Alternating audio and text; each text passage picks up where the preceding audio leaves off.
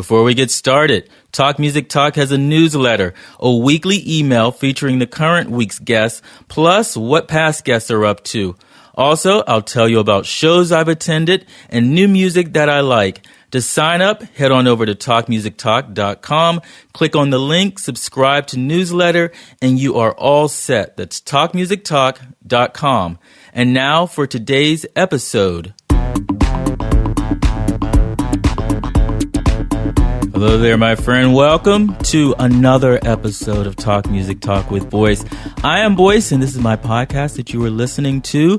Talk Music Talk is a weekly music interview podcast where I have long-form conversations with people who are connected to music from different genres, different backgrounds, emerging and established music therapists, singers, songwriters, performers, music journalists. And on this episode, I had the pleasure of speaking to Jazzy Ash, a.k.a. Ashley Christoval, singer, performer, songwriter, educator. She makes children's music that also appeals to adults. She is the mother of two based in Southern California, and I met her when she was in New York for an outdoor show at Madison Square Park, promoting her forthcoming fourth album, Swing Set, which is out July 21st. It features songs from the African American folk canon that are 94 years old or older in the New Orleans jazz style. Now, I've never had anyone on the podcast before who does children's music, but as I listened to her songs, several of these songs I knew because my late grandmother used to sing these to me when I was a child. And my grandmother is a huge influence in my life, and Ash makes great music, so why not have her on? And I'm glad I did. We had a great conversation talking about Swing Set, the inspiration behind it. We talk about how she transitioned from being an educator to a performing artist, and also why she performs the music that she does. After the conversation, you will hear two songs from Swing Set. Hambone, which is one of the songs that my grandmother used to sing to me, and a wonderful ballad called All the Pretty Little Horses. Great interpretation.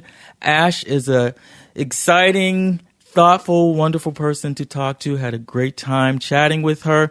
We recorded this conversation immediately after her performance in a cafe. It's a bit noisy. Music, conversation does not take away from a great interview. I hope you will still enjoy it.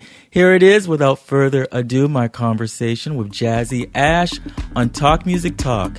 Enjoy.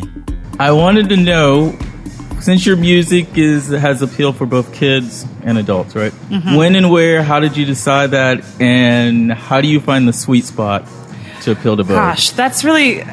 That has been the biggest homework, right? So I make music. I've been making music for children since 2008. Mm-hmm. I started as a preschool music teacher, so my music was specifically for kids, period, just for children. And then as I developed Jazzy Ash and started going more towards jazz, I realized that there were children that did not have access to jazz or the history of jazz and the jazz experience. So I wanted to bring that to young audiences, and young audiences come with adults.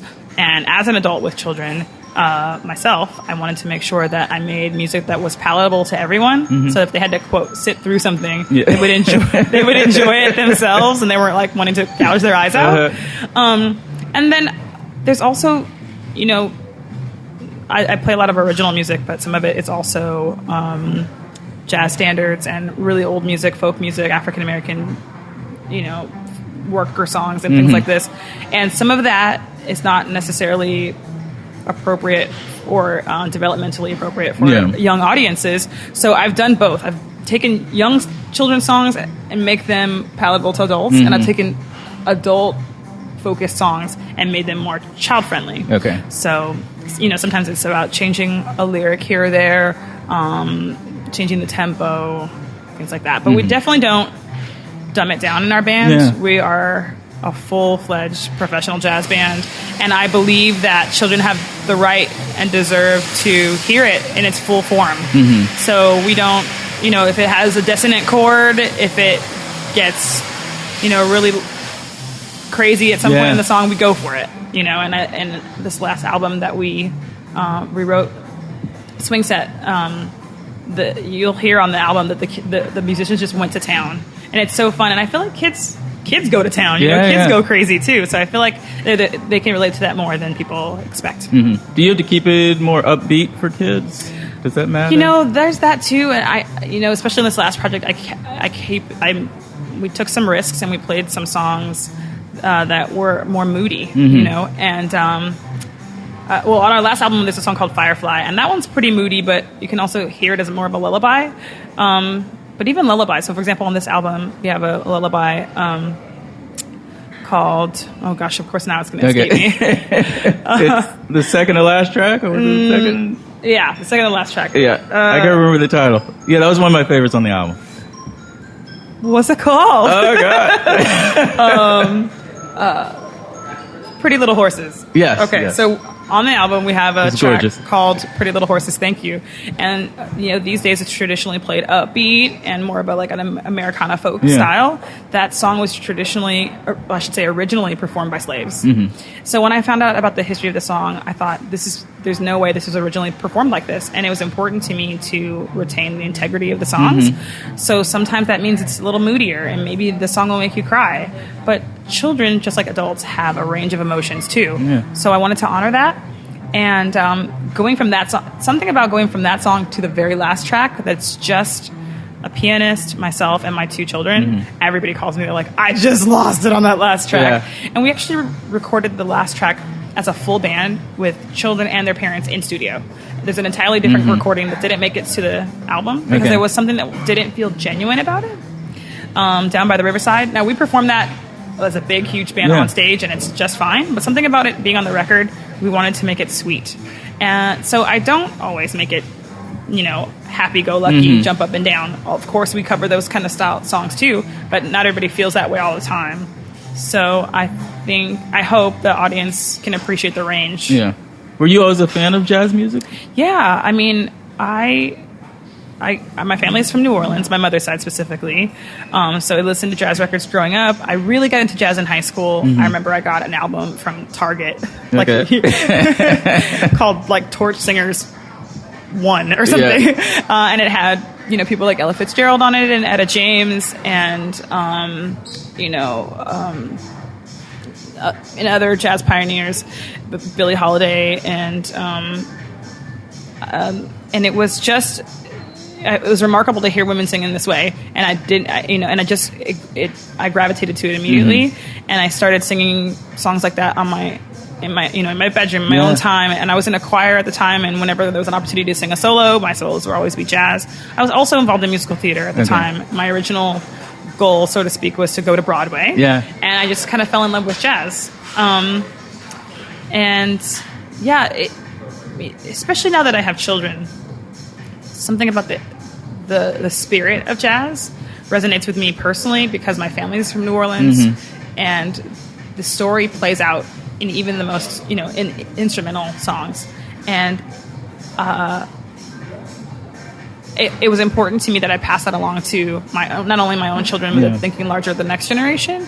So that's when I realized, jazz is bigger than the songs. Jazz is a history lesson. Yeah. It's a cultural lesson. And it felt like it felt like, some people go on Ancestry.com now. It felt like my personal Ancestry.com when I learned about where these songs came from, and I wonder were my great grandparents listening to this? Yeah. It touches me in a really personal way. So is that how you decided that was your source material for the music you would end up doing for the albums? So the first two albums are more, I should say, preschool friendly with a jazzy twist. Okay. Right. My third album was really the first one that I had. We had a big full jazz band in studio, and I was writing tunes specifically in a jazz style. Okay.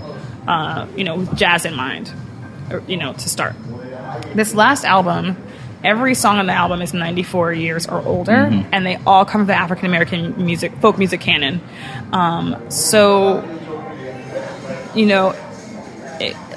This is the album where I felt like I really wanted to honor the lineage of black folk music that led to jazz. Almost all the songs are performed in a jazz style, which doesn't necessarily mean that they were originally performed in a jazz style, because some of the songs, for example, are 200 years old, which is before jazz came to be.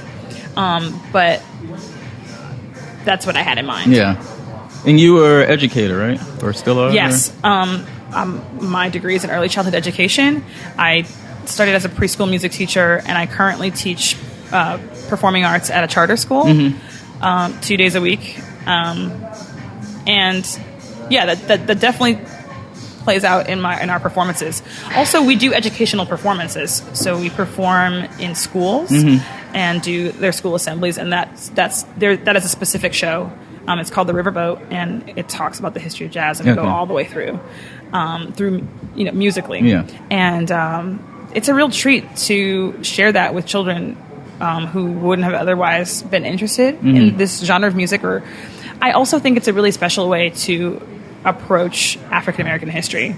That's another reason why I got into this genre of music, because I remember growing up and all I heard in history books was about slavery, segregation, Martin Luther King. And that's pretty much all you got. And when it came to black music, it was the struggle of black music, slave songs and things like that. Not to say that that's not important, but I remember later on, my mother had a daycare in our home, and there was an episode of Mr. Rogers, and a woman named Ella Jenkins performed on there, and she was the guest, and she said to Mr. Rogers, "Do you want to hear a traditional African folk song?" And I was like, "Oh no, here we go." And it was joyous, and it was fun, and it was a clapping song, and it came from little girls, and I thought, like, that's what I want to celebrate. Yeah. So that's kind of how I got involved in this, because it was important to me that not only black children, but all children could see that there was joy in all black music, really, despite challenges, despite heartache and struggle. Yeah, and it was probably beautiful music. Yeah, and it was the joy, the beauty in the music that may have helped you deal with the hardships. Exactly. Yeah. And we talk about that too, in kind of a comical way, but in truth, we talk about the blues and talk about how blues music isn't supposed to be sad. It's supposed to make you feel better when you're feeling sad. Yeah. So with that preface, I will invite students to sing the blues on either on stage or in the classroom. And I have a first grade class this year, and every other week they're asking me, can we sing the blues? Because they had something on their heart. Yeah. And, sometimes you just want to giggle or whatever, because I guess, I won't spoil it, but I had a little boy come up. He's like, I have to sing the blues, and he starts singing, and I'm playing a little lick, and he's like, I went to the doctor, and they said I can't have a lot of bread. I guess he must have been just diagnosed with celiac or something, and he's like gluten-free now. But that's how he processed that, So I'm like, yes, that is, and he didn't have to be like of a certain culture or whatever. Like, this is the point, is that I want you to take this as a tool to soothe you. Yeah. And I had it was so cute. For his gluten-free blues. He's got the gluten-free blues. How cute is that? But, that's what this music is for. Even jazz, a lot of people think of jazz as something to listen to in an elevator or to go to sleep. Yeah. There's, one of these music streaming services, there was a podcast, or there was on one of these music streaming services, there was a playlist called Jazz for Sleeping. Yeah. And my bandmate sent it to me, and I was like, because that was not the heart of jazz. It was use this as a tool to dance it out, to sing it out, to feel it out, and then be lifted afterwards, And so that's the kind of spirit that I hope to pass on during our performances and on our records. Okay. So how did you get from teaching to wanting to teach through music, in a sense? Okay, so I was teaching the preschool music classes, and I had students that would ask me questions like, how come you don't have a song about monsters? Or how come you don't have a song about a train? So I would write these songs out of need, and then they would go home and sing them, and the parents would ask me, where do I get that song that he keeps singing? And I was like, I wrote it. You can't get it. They're like, you should make an album. And I had a friend who was produced records for friends, like on a smaller scale. And we went to church together, and I said, hey, would you help me put an album together? Is that something you'd help me with? And he immediately thought, oh my gosh, I've always wanted to do that with you. That sounds so fun. I'm like, okay. And he was really reasonable with me and gracious with me. And we worked on it together. And so we put our first album together, again, out of need, so I could pass it on to these parents. I never thought about doing it on a larger scale. And then once the album was finished, I had people asking me, when's the album release party? And I was like, oh, is that something I have to do? And I was part of an African dance ensemble at the time, and my teacher, I knew she taught and performed other types of dance. So I said, do you want to do like a girls group thing with me just for this album performance? She's like, yeah. So she asked another friend. So she and the other friend and I were like the Leaping Lizards. That's how it started. And we worked up some choreography, and I was playing guitar, and it was cute. It was a cute thing. Yeah.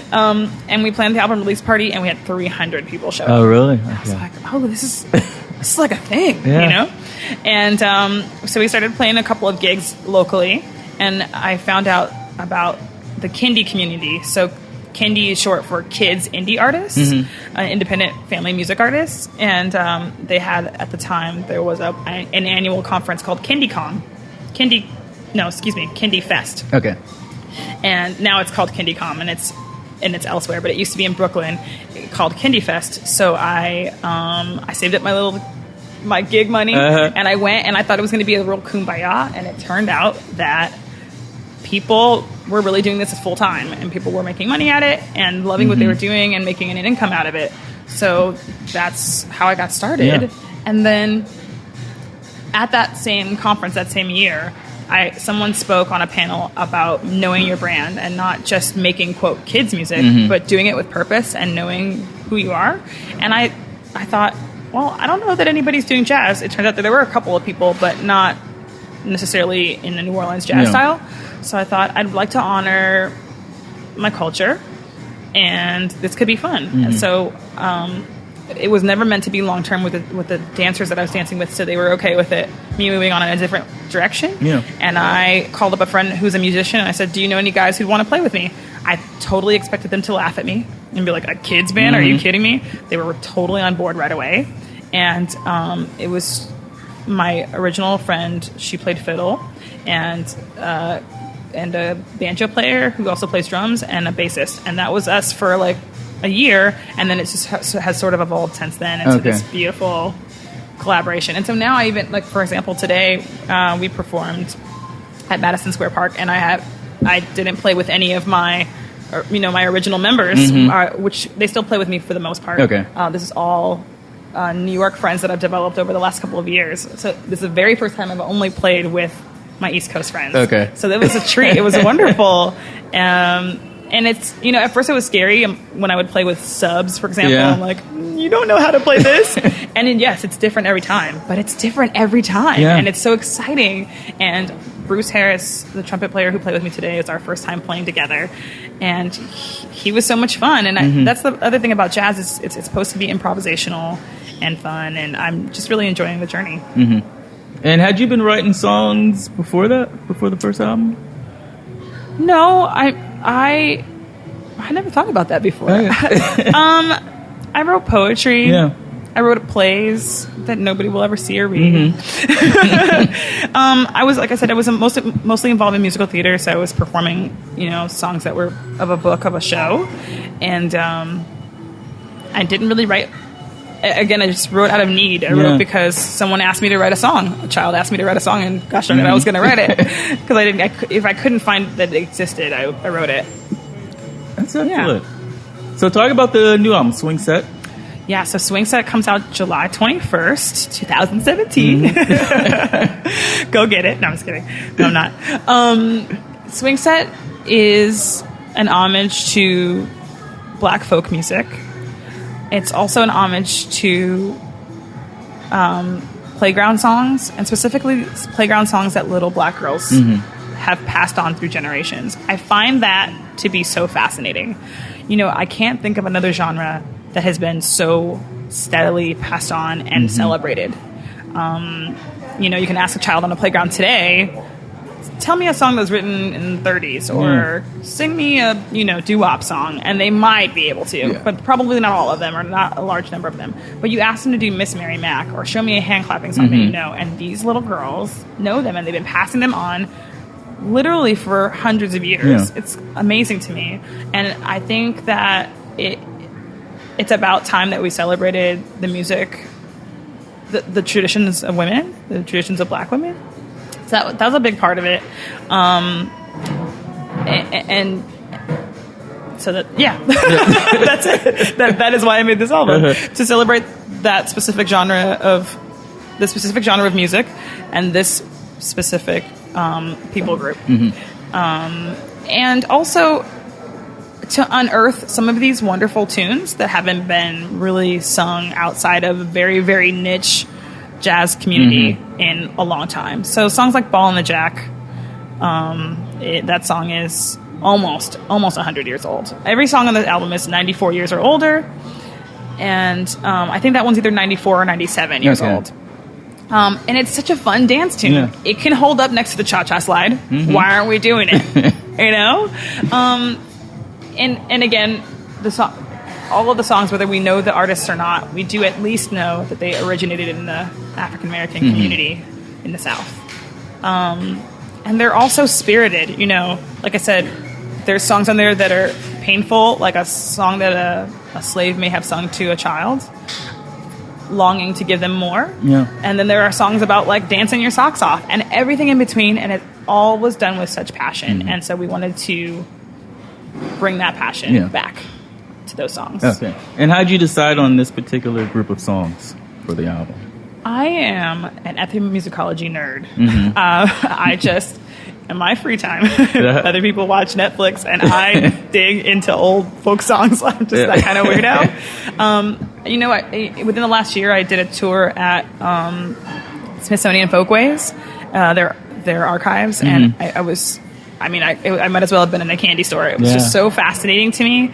I love to learn about this music and the American folk music, and not even all folk music, but you know, obviously American folk music is going to be closer to my heart, but just how it came to be, why these songs are passed on and why not others, and what can I learn from just the songs themselves, because a lot of times we don't know who these authors were. We just know maybe the region that they came from, and we can imagine what the story was behind them based on circumstantial evidence of that time frame. And my original set list was like 20 songs, and then after that I for this album we worked with an amazing producer. His name is Chris Schlarb with Big Ego, and he is not necessarily always doing folk music. He does a myriad of different kinds of genres, but he does have a passion for this genre of music. And so the day I met him, actually, my bandmate said, if this is the album we're going to do, we've got to do it with Chris Schlarb. I'm like, okay, well, who's this guy? And we show up for brunch, and he's like, hold on a second, I'm just curious, do you know who this is? And he picked out an album, not a CD, an album, and it was Ella Jenkins, the woman I told you was on Mr. Rogers. And I was like, do I know her? She inspired me to make this music, so right away I knew he and I were going to click, and we would plan business meetings that end up being 4-hour talks about just talking about how much we love this music and how much it tells us about who we are as a people and all that. He helped me choose the songs that would serve as a glue from one song to the next. Some songs they just didn't fit collectively. Or they didn't record well, or they would sound too similar to other tracks. Something like that. Or actually, some of the songs I originally was so sure were folk songs, and then I looked deeper and found out they were like written in 1973 or something like that. So I'm like, oh, well, that's not the same. Or some, some songs. I really wanted to include a song of the Mardi Gras Indian tradition, which is the African American slaves who left New Orleans and found solace and havens with the Native American communities that were nearby, and they created a whole new culture, and I find that to be so fascinating. And they have their own language, their own costumes, their own songs, their own everything, and I really wanted to celebrate them on this album. But as I dug deeper, I realized that they hold their culture to be very sacred, and I didn't feel comfortable appropriating their songs. I would have done my best to do them justice, but that's not my culture, and it's not my treasure to hold. So it was that kind of decision making towards the end that we wound it down and got to, I think, 14 songs. Had you knew any of these songs as a kid? Yeah, for sure. Especially the hand clapping songs. I was a big hand clapper. Okay. Or whatever it's called. I don't know what we called it back then, or did we call it anything? But songs like Miss Mary Mac and Teddy Bear, Turn Around, and all that. Yeah, I was big into that. Big into jump roping. Saints Go Marching In. You know, the classic New Orleans stuff too. I was really familiar with. And are you passing these songs on to your kids? Or? Oh, absolutely. How old are they? My boys, I have Ellington, who's 12, and Lincoln, who's 10. Okay. And I catch them both. More Lincoln's more of our ham, right? I think he's the one who's dancing and singing all the time. But I catch them both, and even my husband now, who is from New Orleans, walking around the house singing these songs. And even my own mother, you know, my mother's from New Orleans too. And as we put these albums together, the last two especially, I shared the history with them, and this isn't necessarily being celebrated or talked about in New Orleans even. Okay. You know, so I talked to my mom about this, and she will say sometimes, like, I knew that song, I didn't know it was about that, or I didn't know, you know, the history behind it or whatever, or I haven't heard that song in 20, 30 years. So now it's really fun to sort of unearth that, and I see that in the faces of my audience members too. Sometimes when I sing songs like Miss Mary Mac, they haven't sung that song since they were in elementary school, and they turn to the child that they brought, and they're like, oh, and they start clapping, you know, and it's really fun to see them light up in that way. Yeah, because for me it was Hambone and Coming Around the Mountain. My grandmother used to sing those two movies. And it's that, and it's exposing the original history too. For example, like you mentioned Coming Around the Mountain, I was excited to find out that song was based on a Negro spiritual called When the Chariot Comes, and that song was actually not a church song, but an Underground Railroad song. So look how much that song has changed over time. And not traditionally, but these days you hear it as like a folk silly song, which is fine. But I wanted to sort of point towards this is where this has come from. Just to sit on it and think on it for a little bit, you know, and also perform it in a style that it may have originally been celebrated. Is there ever a fear of when you're making music that's so rooted in African American culture that it will have a broader appeal? I don't worry about it because it depends on the audience. Helps me decide how to approach it. In an outdoor festival setting like today, I'm not going to get heavy on it. I had maybe one mention about, I think it was Coming Around the Mountain, and beyond that, I just want you to feel it, right? I'll say something. I think I said it today after I perform a song. I said, "Bet you never heard it like that." And I don't have to say what that means. I just want them to think, "Oh, that was something," or that made me feel something in my soul, and that's all I need to say. And mainly it's just a celebration of the music, and I just want you to experience it like you would visual art, you know, however you receive it. And there are other times, like when we're doing our history of jazz school assemblies, where we are more specific. I have been in situations where, okay, so for example, in our jazz history show, there comes a point in the show where I ask the audience to applaud my band for being so wonderful. And then I tell the audience to think about the fact that 60 years ago, it may have been illegal for us to be a band because we have different color skin. Some audiences, you know, are into that, and they think, man, that really is something I'm going to go back to. You can tell in their faces, I'm going to go back to my classroom and we're going to discuss that. And then I also go on to say that my grandfather helped black folks learn to vote in the 50s and the 60s. And my own mother was one of 4 black children to integrate an all-white school.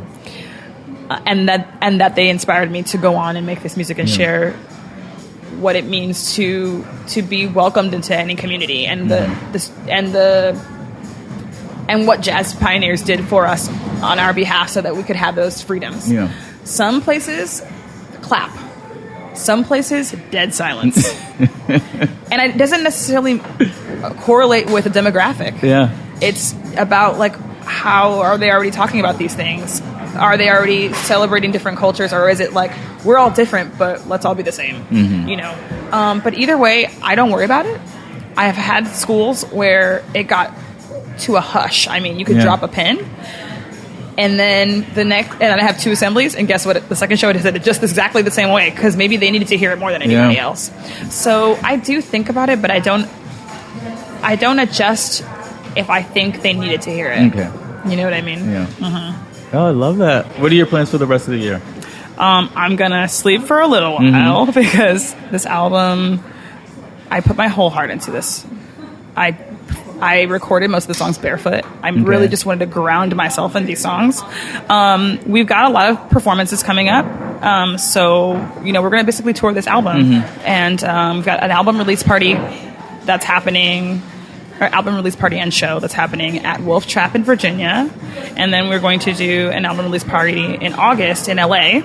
And then just keep sharing this music. And it's been such a blessing already to see people's face light up when they hear songs they haven't heard in a long time, and they just grab a hand and do-si-do or hand clap and all that. So, you know, that really does give me life. I get weary sometimes, you know, on the road. I travel a lot. I'm now traveling out of town for performances every 2 weeks or so. And I'm like, this is crazy. I've got a family and all that. And then I get to these shows and I just get so excited because people are loving it, and they needed it. And so that gives me life. Okay, good to hear. And best place for people to check you out online?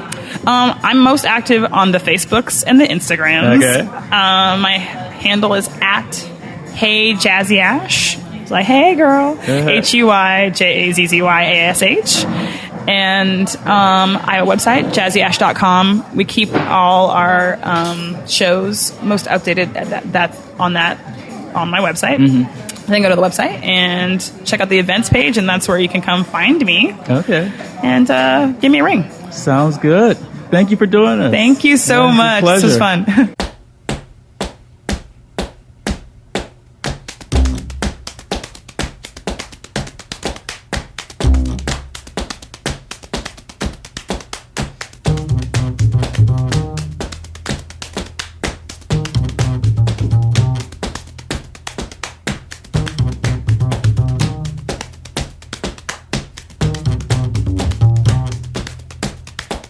Hambone, where you been? Hambone, where you been? Round the world and I'm going again. Round the world and I'm going again. What you gonna do when you come back? What you gonna do when you come back? Take a little walk to the railroad track. Take a little walk around the railroad track. Hambone, have you heard? Hambone, have you heard? Papa's gonna buy me a mockingbird. Papa's gonna buy me a mockingbird. And if that mockingbird don't sing, Papa's gonna buy me a diamond ring. Papa's gonna buy me a diamond ring. And if that diamond ring don't shine, Papa's gonna take it to the 5 and dime. Papa's gonna take it to the 5 and dime. Hambone, trying to eat. Hambone, trying to eat. Ketchup on his elbow, pickle on his feet. Ketchup on his elbow, pickle on his feet. Bread in a basket and chicken stew. Bread in the basket, chicken stew. Supper on the fire for me and you. Supper on the fire for me and you.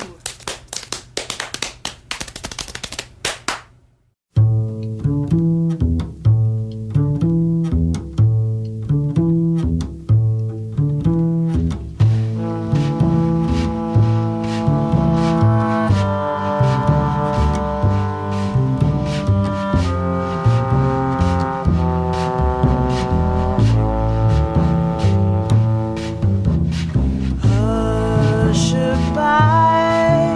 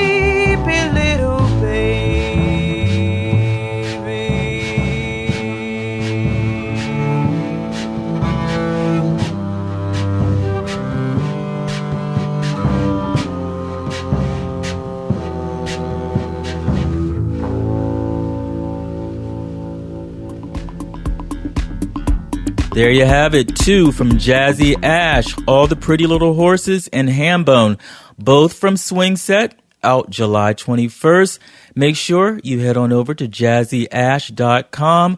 I am online several places, several ways. TalkMusicTalk.com for more podcast information and to stream every episode of TMT. I have a personal website, thisisboyce.com. You can read excerpts from the novels that I write and also check out my music. And if you are on Instagram, please follow me there at thisisboyce. Call to action for you. If you enjoyed this episode, you can do several things. Share it on social media, email it to a friend, leave a 5-star rating and or comment on iTunes, which all helps to enlarge the TMT audience. Also, there is a TMT app. That's right. It's free for iPhone and Android. You get it wherever you like to get your apps, or you can subscribe to the podcast on iTunes or Google Play. Just search for Talk Music Talk. And you can also find the podcast on SoundCloud at soundcloud.com/thisisboyce. And once you download the app or subscribe, I have a back catalog suggestion for you. Another artist paying tribute to an earlier era. Episode number 35 with Dandy Wellington. Harlem singer, songwriter, performer, doing music from the big band era, original stuff and covers. Episode number 35 with Dandy Wellington. Thank you so much for listening to this episode. I hope you enjoyed it. Till next time, and there will be a next time. This one's for you, Liz.